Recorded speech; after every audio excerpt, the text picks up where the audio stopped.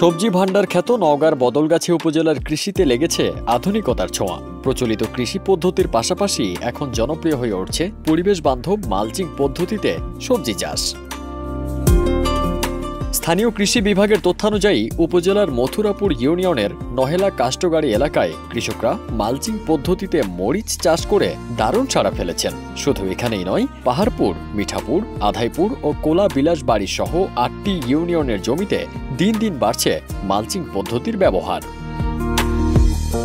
কৃষকরা জানান, এ পদ্ধতির শুরুতে খরচ কিছুটা বেশি হলেও পরে তা অনেকটাই কমে যায়, কারণ এতে জমিতে আগাছা হয় না, বারবার সার দেওয়ার ঝামেলাও কম, গাছ দীর্ঘ সময় সুস্থ থাকে, ফলে উৎপাদন হয় টানা কয়েক মাস।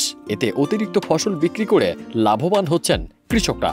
প্রায় ৩০,০০০ টাকা খরচ হয়ে যাবে আমার। বিক্রি আল্লাহ দিলে যদি হয় তাহলে ১ লাখ টাকা হতে পারে। প্রথম ধাপ কম হবে, তারপর ৩ মণ ৪ মণ ঝাল তো অবশ্যই উঠবে। এই পদ্ধতিতে লাগাবেন, গাছ নষ্ট হবে কম, রোগ বালাই থাকবে না, ওষুধ বড়িয়ে কম লাগবে, ফলন ভালো হবে, লাভবান হবেন। মালচিং পদ্ধতিতে চাষের জন্য প্রথমে জমি উঁচু করে বেড তৈরি করা হয়।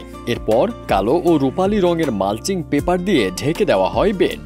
এই পদ্ধতিতে সূর্যের আলো ও তাপ নিয়ন্ত্রণে রাখা হয়, যেন মাটি ফসল চাষের জন্য উপযোগী পর্যায়ে থাকে। জমিতে নির্দিষ্ট দূরত্বে গর্ত করে করে তাতে মরিচের চারা রোপণ করা হয়। পরে বাঁশ ও সুতা দিয়ে তৈরি করা হয় মাচা। এভাবে প্রতি বিঘা জমিতে মরিচ চাষে খরচ হয় প্রায় ১ লাখ টাকা।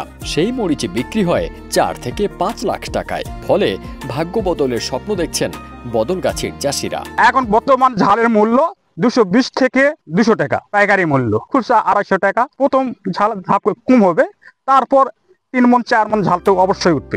নওগাঁর বদলগাছি উপজেলা কৃষি অফিসার শাবাব ফারহান বলেন, এ পদ্ধতিতে সবজি চাষে কৃষকরা ভালো ফল পাচ্ছেন। পুরো উপজেলায় এটি ছড়িয়ে পড়লে কৃষকদের অর্থনীতিতে ইতিবাচক প্রভাব পড়বে।